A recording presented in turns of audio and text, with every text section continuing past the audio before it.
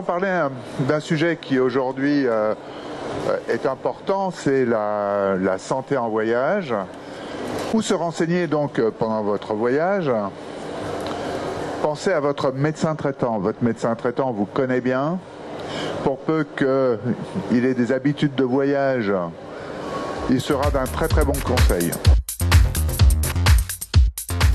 Souvent il faut attendre, mais ils ont une grande qualité. Ah, excusez-moi, la photo n'est pas passée. Souvent il faut attendre, mais ils ont une grande qualité. Ah, excusez-moi, la photo n'est pas passée. En fait, c'était le carnet de vaccination qu'ils peuvent vous délivrer. Et ça, c'est fondamental puisque c'est quelque chose qui vous sera demandé. Et ce carnet de vaccination, je vous conseille de toute façon d'en avoir un, même si vous n'êtes pas vacciné contre la fièvre jaune. Mais il vaut mieux avoir un carnet de vaccination comme celui-là et même y mettre ne serait-ce que sa vaccination tétanos, polio, et pourquoi pas celle de la grippe, puisque ça a été quand même une problématique. N'oubliez pas, en Asie, l'encéphalite japonaise, qui a une répartition relativement importante, en particulier sur le Vietnam. Gouv.fr. Cette liste est mise à jour chaque année, puisqu'il faut un agrément pour être centre de vaccination agréé. En effet, la raison de ces centres de vaccination est due au fait que les vaccins sont délivrés, en particulier pour la fièvre jaune, sont délivrés par 10 doses. Et donc il faut les utiliser dans la journée. Et c'est pour ça qu'au départ, ces centres de vaccination ont été créés. Aujourd'hui, c'est devenu des vrais centres de compétences. La référence des professionnels de santé, c'est le BEH. Le BEH, bulletin épidémiologique hebdomadaire, édite régulièrement un état des lieux des pathologies dans le monde et aussi un numéro tout à fait spécial sur les conseils aux voyageurs. C'est plus destiné à votre médecin, mais c'est la référence, en tout cas en France, dans le domaine. Les autres sites institutionnels, bien sûr, il y a Pasteur, que vous connaissez tous. Alors, avec différentes formes, il y a le site Pasteur générique, il y a Pasteur Lille, qui est plus facile d'accès. Après, en international, bien sûr, il y a le CDC d'Atlanta pour l'Amérique du Nord. Il y a l'OMS, mais c'est pas très simple d'accès. Et puis il y a un site canadien qui est Voyage Québec Canada, qui lui est extrêmement bien fait et a l'avantage au jour le jour de parler aussi des contraintes que vous pouvez avoir dans un voyage, en particulier les risques de terrorisme, les guerres, les révolutions. Dieu sait si en ce moment c'est une problématique dans le domaine. Les autres sites institutionnels, bien sûr, il y a Pasteur, que vous connaissez tous. Alors, avec différentes formes, il y a le site Pasteur générique, il y a Pasteur Lille, qui est plus facile d'accès. Après, en international, bien sûr, il y a le CDC d'Atlanta pour les guerres, les révolutions. Dieu sait si en ce moment c'est une problématique avec l'Afrique du Nord.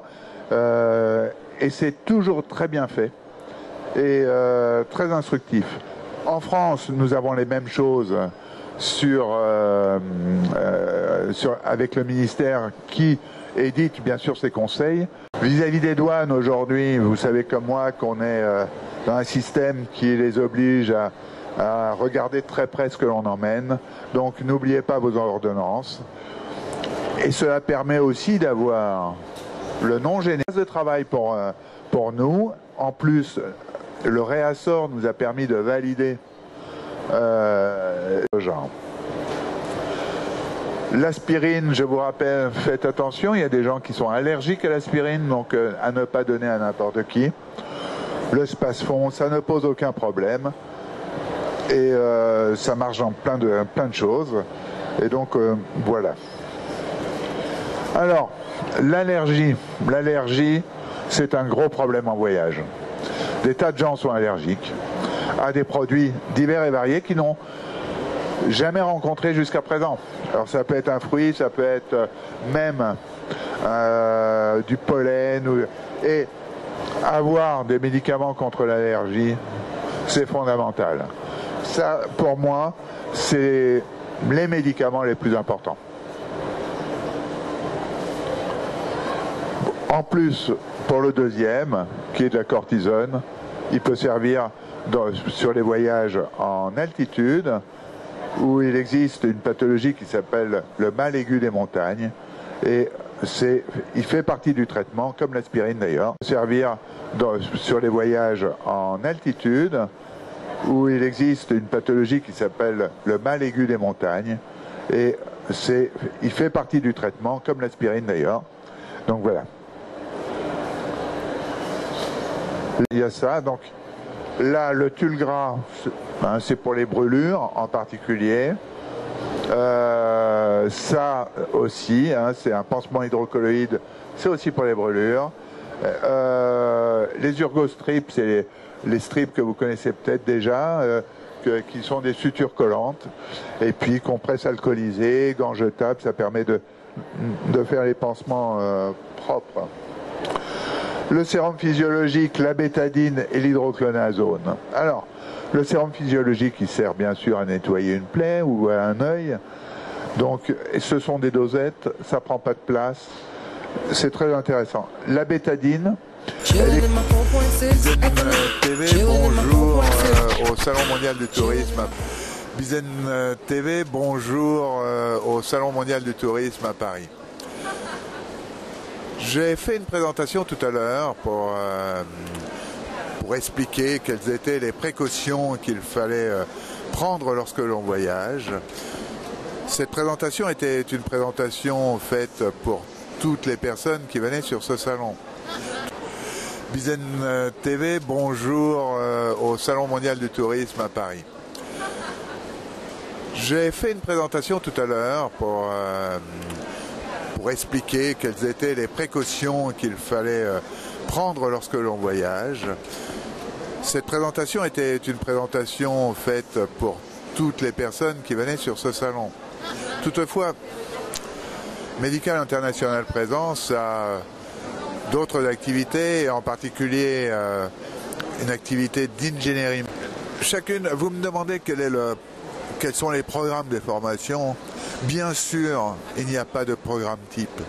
Le programme est complètement adapté aux personnes qui demandent ces formations et à leur métier, à leur capacité et au lieu dans lequel elles vont intervenir. Bizen TV, bonjour au Salon mondial du tourisme à Paris. J'ai fait une présentation tout à l'heure pour Chillin' in my 4.6, chillin' in my 4.6 at the light, about to be VIP for the night. Shorty